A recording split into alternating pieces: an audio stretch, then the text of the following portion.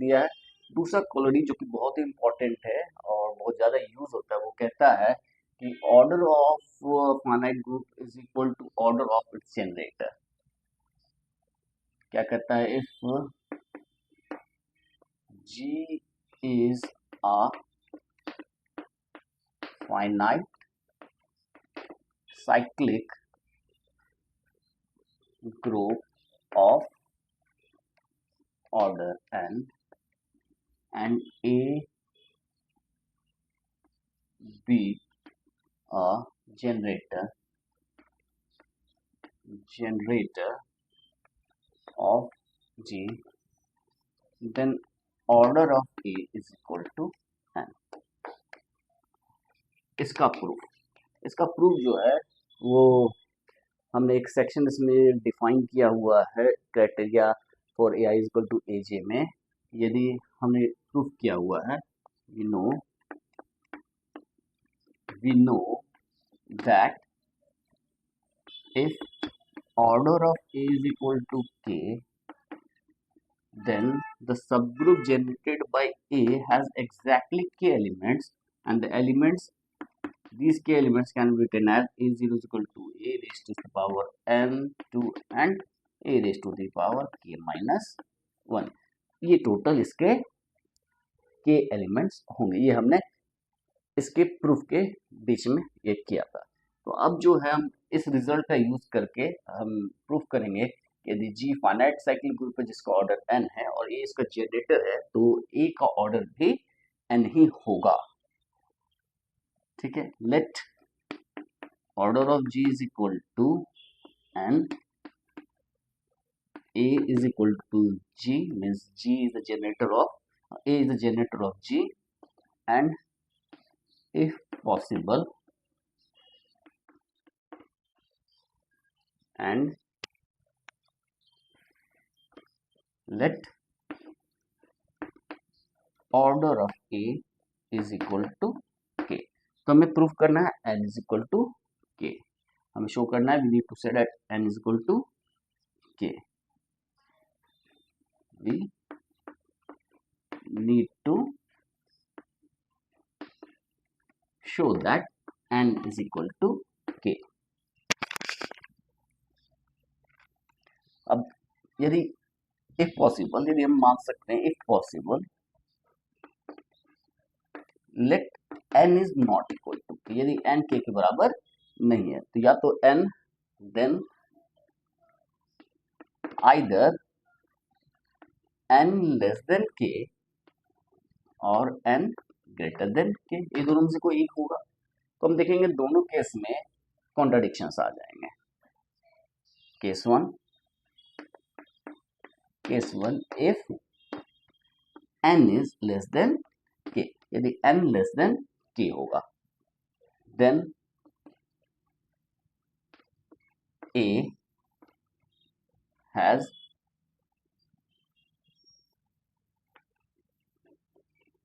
more than the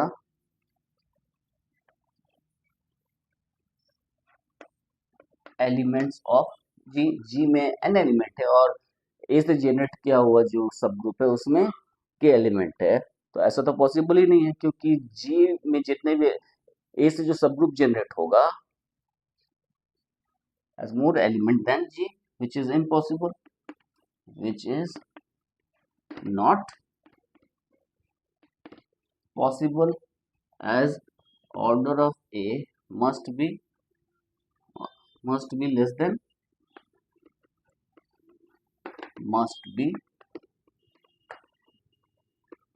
than order of G के order से तो कम होना पड़ेगा, तो ये पॉसिबल नहीं है, यहाँ कॉन्ट्राडिक्शन है। केस टू में सपोज करते हैं if n is greater than K, then इस केस में A has less elements than G में जितना एलिमेंट है उससे कम एलिमेंट होगा, और उससे कम एलिमेंट होगा इसका मतलब है implies A can not be equal to G, that is A is not a generator of G. Again a contradiction, again a contradiction, again a contradiction.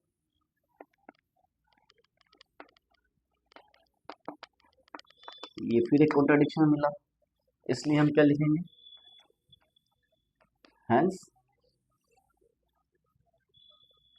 n is equal to k. तो proof हो गया, possibilities जो है n not equal to k गड़बड़ हो गया, n को बराबर k होना पड़ेगा और order of a is equal to order of g हो गया। तो ये हमने प्रूफ कर लिया, ये बहुत ही सिंपल सा प्रूफ है। इस प्रूफ के बाद जो हम नेक्स्ट सेक्शन पे कवर करने जा रहे हैं वो है generator of a cyclic group. अब जो हम थ्योरम देखने जा रहे हैं वो है जनरेटर्स ऑफ साइक्लिक ग्रुप्स, मतलब जी कोई ग्रुप है और उसके जो डिफरेंट जनरेटर्स हैं वो एक दूसरे से कैसे रिलेटेड है। तो थ्योरम बहुत स्टेटमेंट देखते हैं। यहाँ पर गौर करने वाली बात है कि हम जो ग्रुप ले रहे हैं वो ग्रुप फाइनाइट ले रहे हैं, फाइनाइट साइक्लिक ग्रुप ले रहे हैं। तो थ्योरम को देखते हैं, let G be a finite cyclic group of order n। G एक फाइनाइट साइक्लिक ग्रुप है किसी ऑर्डर n का, and A be a generator of G, be a generator of G. Then generator है तो G के हर एक element को A के पावर में रिप्रेजेंट करेंगे। तो कोई आर्बिट्री एलिमेंट यदि x है, x G का जनरेटर होगा तो x को तो हम generally a raised to the power k के फॉर्म में लिख सकते हैं। तो x जो है G का जनरेटर होगा उसके लिए क्या कंडीशन है, G के ऑर्डर और ये जो k है उसके रिस्पेक्ट में, देन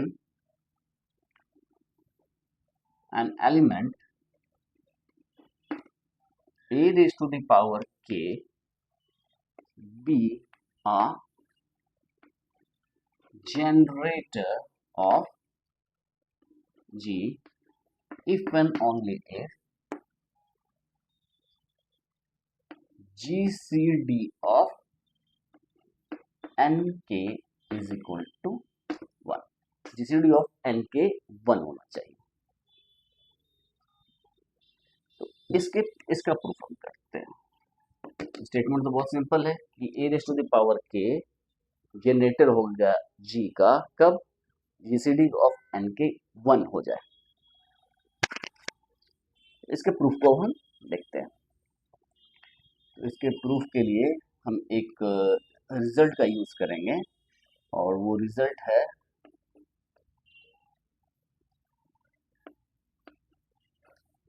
ब्रिजॉर्ट्स लेमा। ब्रिजॉर्ट्स लेमा क्या कहता है, ब्रिजॉर्ट्स लेमा कहता है for any two integers a comma b GCD of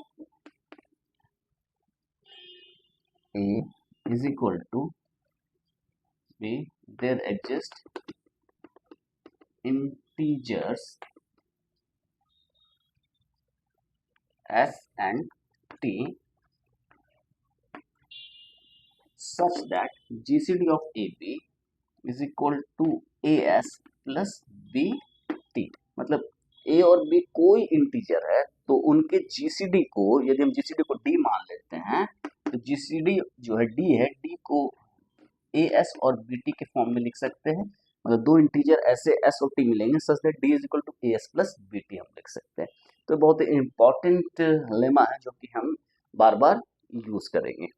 तो हम इस लेमा का यूज जो है इसके प्रूफ में यूज करने वाले हैं। तो इसके प्रूफ में अब देखें, हमने इफ एंड ओनली का सेक्शन देखा, इफ एंड ओनली का सेक्शन देखा तो इसके दो पार्ट हैं। पहला है A K is a generator of G, हमको प्रूफ करना है जीसीडी ऑफ एन के इज इक्वल टू 1, और ऑपोजिट में सपोज करेंगे कि जीसीडी ऑफ एन के is equal to 1, then A raise to the power K be generator of G. ये हमें दो सेक्शन में करना है। तो इस बार हम पहले ओनली पार्ट ही कर लेते हैं, ये पार्ट हम पहले प्रूफ करते हैं। ये प्रूफ करते हैं, लेट जीसीडी ऑफ एन के is equal to 1। GCD of N k हम 1 मान लेते हैं। जीसीडी ऑफ एन के 1 है, इसका मतलब क्या हो गया, this implies there exist integers f and t such that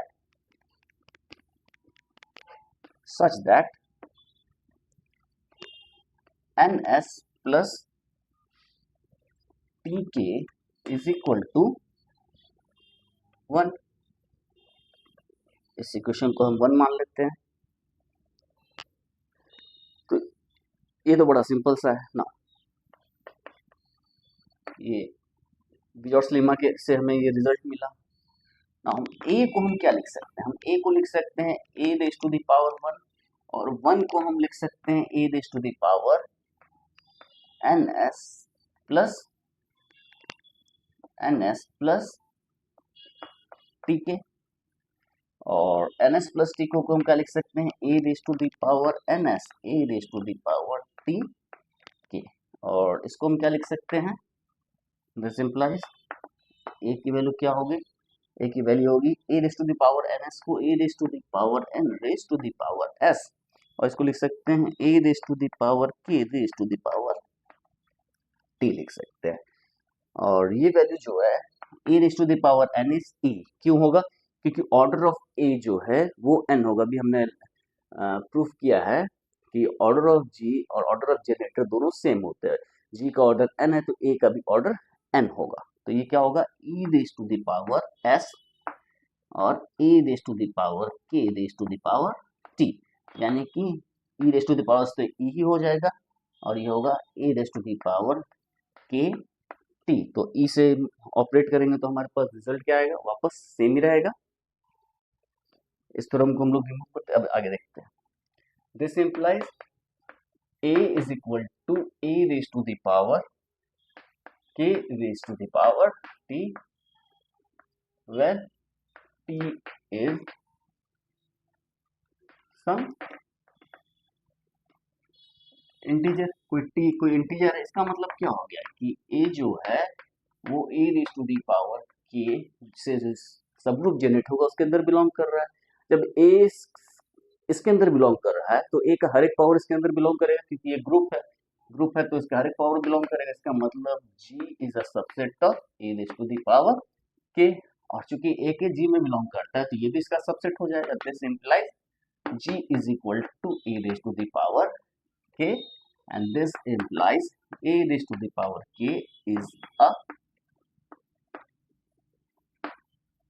generator of g, and g को हम a raised to the power k के फॉर्म में लिख लिया। तो ये ओनली इफ पार्ट हो गया। तो अब जो है हम नेक्स्ट सेक्शन पे आते हैं। नेक्स्ट सेक्शन जो हमारा इम्प्लाई पार्ट है वो कहता है कि a के जनरेटर होगा, यानी a के इज इक्वल टू g होगा। ये इंप्लाई करेगा GCD of n and k, या kn is equal to 1। GCD of kn is equal to 1, ये हमें शो करना है। This implies this. तो हमने लॉजिक सेक्शन में पढ़ा था P implies Q is equivalent to not Q implies not P। ये प्रूफ करने के लिए ये प्रूफ कर दे तो भी इक्विवेलेंट होगा, यानी इसको प्रूफ कर देंगे तो ये प्रूफ हो जाएगा, ये प्रूफ करेंगे तो ये प्रूफ हो जाएगा। तो इससे जो हमको प्रूफ करना है उसको यदि हम ऐसे प्रूफ कर दें कि GCD of KN is not equal to 1, ये इंप्लाई कर दे कि a raise to the power k is not equal to g, तो मतलब a raise to the power k g का जनरेटर नहीं है। तो हम यही प्रूफ करना चाहते हैं, कि GCD of k n is not equal to 1 imply कर दे a raise to the power k is not equal to g, मतलब ये subgroup generated by a raise to the power k g के equal नहीं, ये हम prove करना चाहते हैं।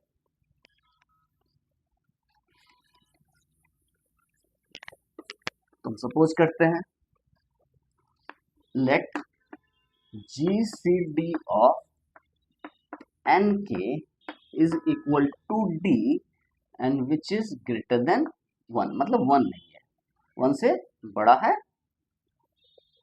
तो अब जो है इसके सेक्शंस पे आते हैं कि 1 नहीं है तो क्या होगा। तो अब GCD 1 नहीं है तो D है, D इसका GCD है, मतलब D कॉमन फैक्टर है n और k दोनों का। यदि कॉमन फैक्टर है तो D n को भी डिवाइड करेगा और D k को भी डिवाइड करेगा। तो इसका मतलब करे क्या है, D divides n and D divides k। और जब डिवाइड करेगा तो D n को डिवाइड करा तो n को D के मल्टीपल में लिख सकते हैं, ds, एंड k को भी हम D के मल्टीपल में लिख सकते हैं, dr, ds या dt मान लेते हैं for some integers,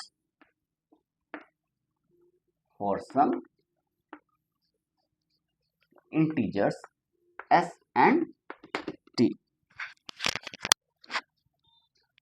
ये तो बड़ा सिंपल सा है ना। अब जो है हम देखना चाहते हैं a raise to the power, इसका यूज हम करने जा रहे हैं, a raise to the power k s।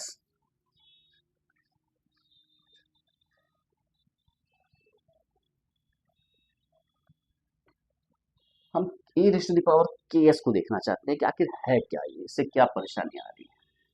ठीक है, आप देखिएगा तो खुद ब खुद समझ में आ जाएगी कि क्या है। ए raise to the power k s को हम क्या लिख सकते हैं, इसको लिख सकते हैं a raise to the power k जगह डी टी लिख सकते हैं और इस raise to the power s. तो चूंकि एस टी है तो हम लिख सकते हैं ए डी, ये तो सिंपली था, ए रेज टू द पावर के की जगह हम डी टी लिखे, डी टी एस। और चूंकि इंटीजर्स है तो इंटीजर कॉम्प्यूट करेंगे तो इसको हम लिख सकते हैं ए डी एस टी। तो इसका मतलब क्या हो गया, a raise to the power k s is d s. D s की वैल्यू क्या है, एन है, इसको लिख सकते हैं a raise to the power n t, this is e raise to the power t, this is e. इसका मतलब क्या हो गया, a raise to the power k raise to the power s is equal to ई।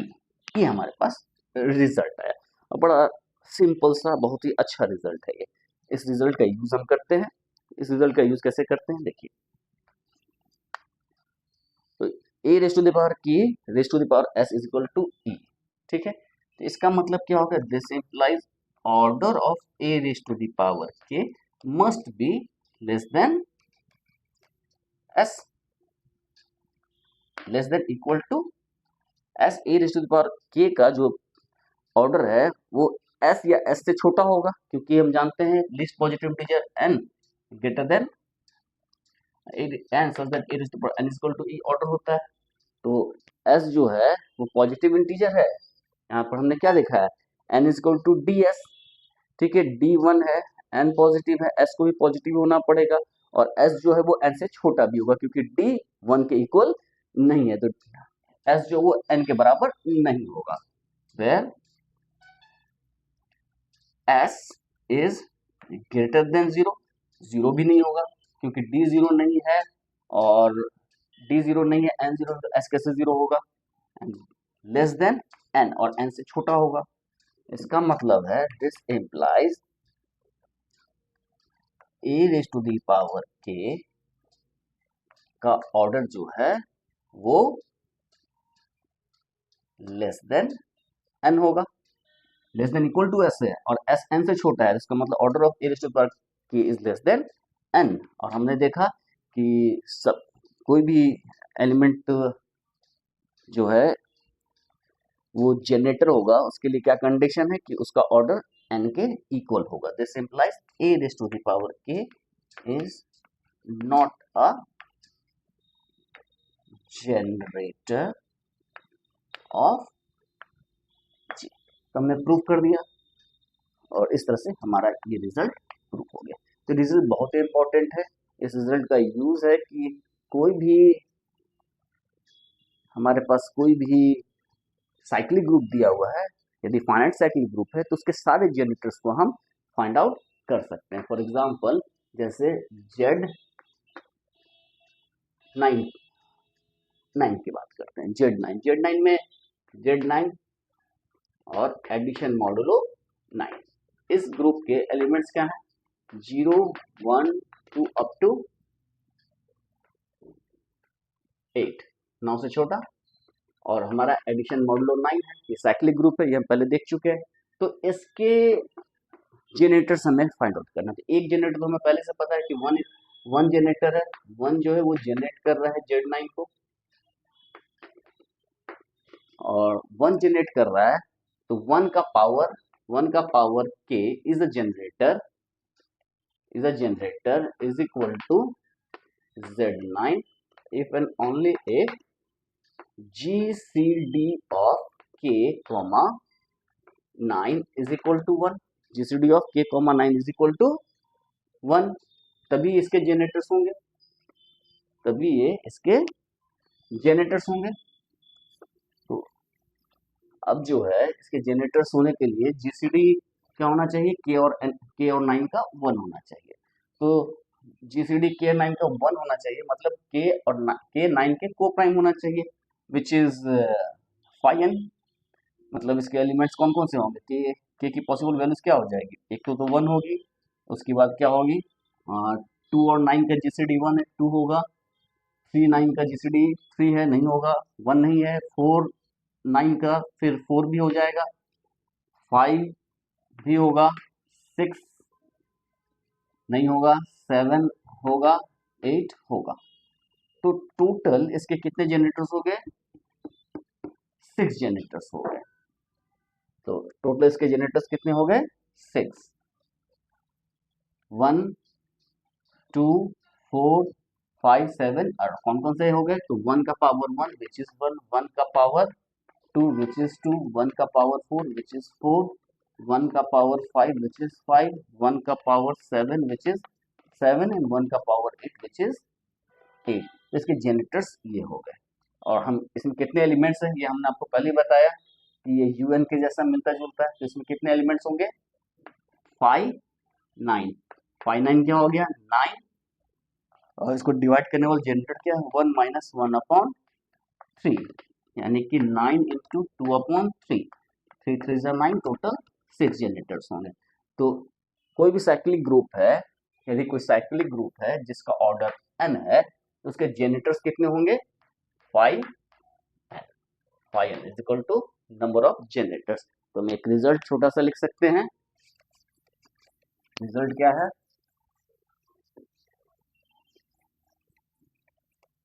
लिखेंगे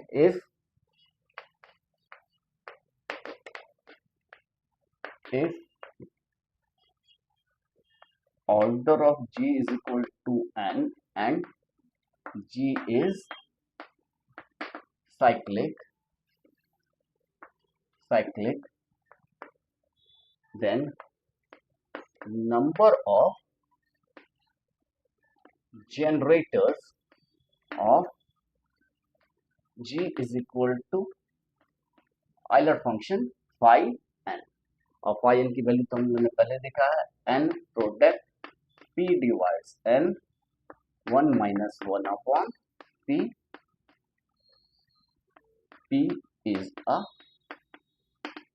prime taken once, एक ही बार लेते हैं। तो ये हो गया।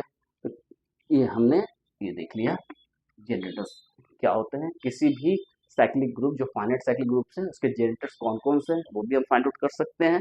यदि साइक्लिक ग्रुप है पता है तो उसका जनरेटर का ऑर्डर ग्रुप के ऑर्डर के इक्विवेलेंट हो गया, मतलब एक ऐसा एलिमेंट जिसका ऑर्डर ग्रुप के इक्विवेलेंट हो जाए तो हमें पता चल जाएगा कि ग्रुप साइक्लिक है, और साइक्लिक है वो एक जनरेटर मिल गया। उस जनरेटर की हेल्प से हम इसके जितने भी जनरेटर्स हैं उसको बहुत आसानी से निकाल सकते हैं।